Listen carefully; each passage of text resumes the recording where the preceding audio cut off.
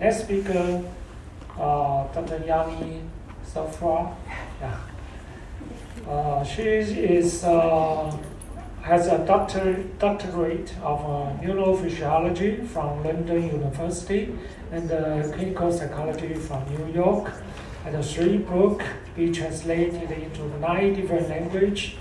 She's reading around 73 scientific articles in the subjects of neurophysiology. So let's welcome, she's going to present the collagen miracle and why it's not enough for useful rejuvenation. So let's welcome. Thank you very much, Dr. Fang, for the wonderful introduction, and thank you for having me in Taipei AMWC. I'm honored to be here. We're going to be talking about the collagen miracle. Everybody knows about it, but why is it not enough? So I have no conflicts of interest in presenting this lecture. Now, aging will speed up the disorganization, the body's dysynchrony. So we need a solution. And here comes the anti-aging industry and presented to us the collagen miracle.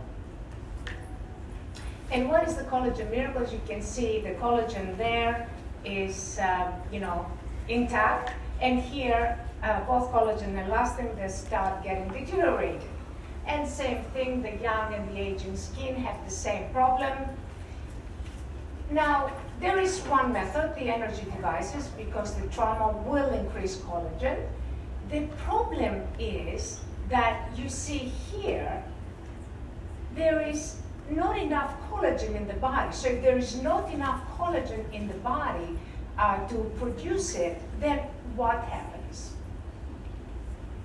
There is also some caution with very young bodies that you could have some side effects with keloids, because that's what collagen is excessive collagen creates scars and keloids. And the second method is what I call the evaporating liquid method. So it's like, aging is like a glass of a liquid that evaporates. And so we need to fill it in again. So we put more stem cells, so we put more hormones, so we put more collagen in this particular case to replenish it. Now, there is a little bit of a side effect here. It's not going to happen all the time, rather rare, that collagen may create what we call hypoxia. It might kind of obstruct the oxygen that circulates inside the skin. And that might be a problem. But let's start from the beginning. What is collagen? Collagen is a protein. So this protein is made of amino acids, about 20 amino acids that you can see there. Actually, I got this slide from the 2024 Nobel Prize research. I'm going to talk to you about this later. And this is what will coming down the pike eventually. The most important thing is what kind of proteins can we create to reverse aging. So here is the problem with collagen, just collagen, basically. Only in the epidermis, there is about 18,127 proteins. And we need all of these proteins and then interaction, I will talk about the interaction a little later, in order to have this anti-aging rejuvenation effect. So you have 8,987 in the outer epidermis and 9,140 in the inner epidermis. Just on the epidermis, we have about 19,000 plus proteins. And this is basically the research. And here is the famous Nobel Prize 2024 in chemistry. And what did they do? This is the scientists that got the Nobel Prize, and they discovered 200 million proteins in the human body. And they said, well, that's not enough. We need more. And they discovered the first protein. This is the first protein that came out of this computer program, because they basically found out how the proteins are structured. So they cracked that code of the protein structure. And this is what's going to become, in 7 years, 5 to 7 years later, you're going to see everything is going to be about protein and proteins and new proteins that have been formulated reverse aging. And this is some of the other proteins that they basically created. New nanomaterials, about 120 proteins, kind of how they kind of interconnected. And put a pin on that word, interconnected. Why? Because it's a very, very important word. Because it's not just one protein, it's how proteins are connected that makes the difference. Not just collagen, but 18,000 only in the epidermis and 200 million in the human body. And this is all the new proteins. You can see the 2017, they found how they can basically use it to defect fentanyl and other addictions and other nanoparticles that can be basically as part of a vaccine and so on and so forth. And this is more proteins, and how, again, what they studied is how these proteins intertwine to kind of form like cities or kind of bundles of proteins that are for a specific purpose. Now, the other problem is what I just said, to put the pin on. Replacing one protein or even 200 million proteins is not enough. Why? Because all these proteins interact. Proteins are the brains of the cells. They're the alive part of the cells that basically is the communication. Exosomes, you talk about exosome. What is exosome? They carry proteins along with the microRNA and the mRNA and lipids and nucleic acid, etc. So filling up a gap does not mean that you can reinstate communications between the proteins. And that's the important thing. And what you see here, you see how the two cells are communicating. You see how what's happening there is an interaction. This is all proteins, how the cells communicate between them and create. And this is under the microscope. So proteins are the brain of the cells, and the cells make communication system. And youth is the result of optimum proteostasis, optimum balanced proteins communications, not just proteins. And we need all these interactions and intercommunications between proteins to rejuvenate, to create the anti-aging effect. So, and there has to, you see, out of sync, okay, in sync is going to be a faster communication. These proteins have to be in sync, and I will talk about resonance shortly, how it's very important for the communication in between cellular communications. Now, this is the Nobel Prize in Physiology and Medicine 1999, which found that the proteins are carrying labels like addresses, that they know exactly where to go from the time they're created to where is going to be their function. Like you go to a job and they say you kind of going to be doing shipping, you're going to be doing interactions, marketing or whatever. It's the same thing with the proteins inside the cell. That basically, this is what the 1999 Nobel Prize was about, the intercommunication. And what you have here, what you see here, is via signal how these proteins at the top, they go to specific lengths, because they are destined to a specific function. And then the 2013, which is what exosomes is about, basically they kind of looked at how cells communicate, how there is kind of packages that are carried from one cell to another, which is what exosomes is, and basically they carry proteins. And these proteins inside the cell have the address where the exosomes are going to go. So if these proteins are unfolded or destroyed, the cell has no direction as what to go. It's like a FedEx agent with a package, but doesn't have an address, doesn't know who to deliver it. So this is what the importance of proteins. Now, if you talk about exosomes and how they carry proteins, you're talking about intercommunication. So by definition, you cannot go back to the theory of filling in the evaporating liquid. You have to start thinking about interactions. If you think about exosomes and you use exosomes, you must think about how these cells and how these proteins are interacting. And now, so increasing collagen is one small part of rejuvenation.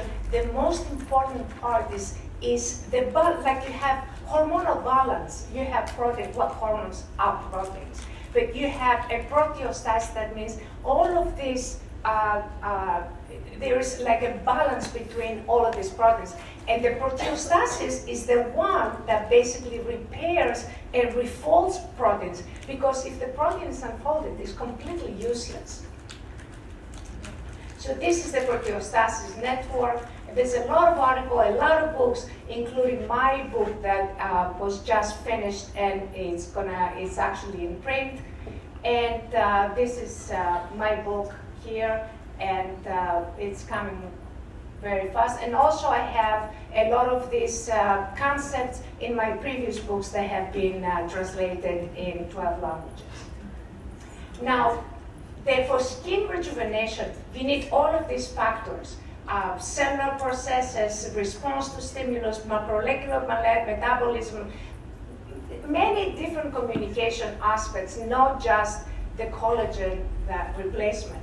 And why do we age? What is the main problem of why we age? Is body desynchrony. The body desynchronizes. And that's what my book is about, is the rhythm of youth. Why? That means bringing the body back in the rhythm of youth. So anti-aging is about balance and synchrony. And it's, now there is a new method that I would like to introduce with you. It's called SFRED. You can find FRED everywhere. There's a lot of articles about it. It was discovered in the 1950s. And it's resonance. What is resonance? In order to produce a resonance, the two signals must be in sync. Remember, I was talking about in sync and how there is a faster delivery of communications. In other words, you cannot multiply apples with oranges. You cannot multiply oranges with oranges, otherwise you don't get a multiplication effect. And so SFRED is body synchrony, which is health. So health is basically synchronization. And here, what you see here is under the microscope, you see how this SFRED energy, basically, it gets the cell to change its communication. And so cellular energy transfer via resonance, this is what this is. And what you see here, you see how the cells communicate. So how can you say that, oh, I can fill in the glass with some more stem cells or some more collagen or another protein and everything's going to be okay? It's not going to be okay because look, they're communicating.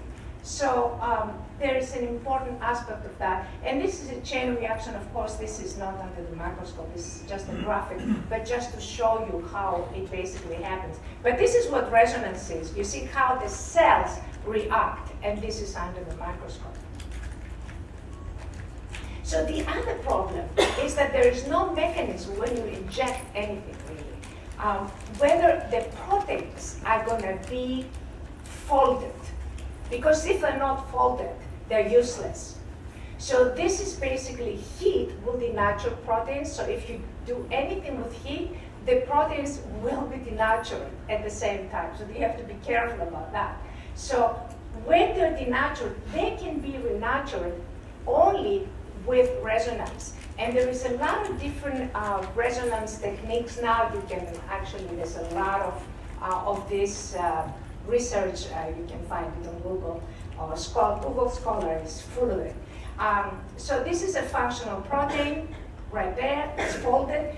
When it's unfolded, is denatured, means it cannot work anymore. It's like somebody who has no brains. It's like somebody with a brain damage. They cannot work anymore. And this is different methods of folding different proteins, and protein folding can happen with signaling resonance. And actually, the greater the resonance, what you see, the proteins are getting folded faster. It's very interesting. And this is the different resonance methods, nuclear magnetic resonance, small angle X-ray scattering, and many different types of resonance. We have the signaling resonance. This is me in our kind of investigation unit in our research center, and that's just another person that works for us. And this is how we basically have analyzed the signaling resonance transfer, how it restores not only protein function, the protein folding, which will restore the protein function. And that's another picture of mine in front of the thing. This is all the references. You can see I created this lecture on the basis of a lot of references. I got them out of my book as well. So it wasn't only this lecture. I have a lot more. It's about 500 references. And thank you very much for kindly attending this lecture. This is my website. If you have any questions, science@ielios.com. I'll be very happy to answer any questions. Thank you.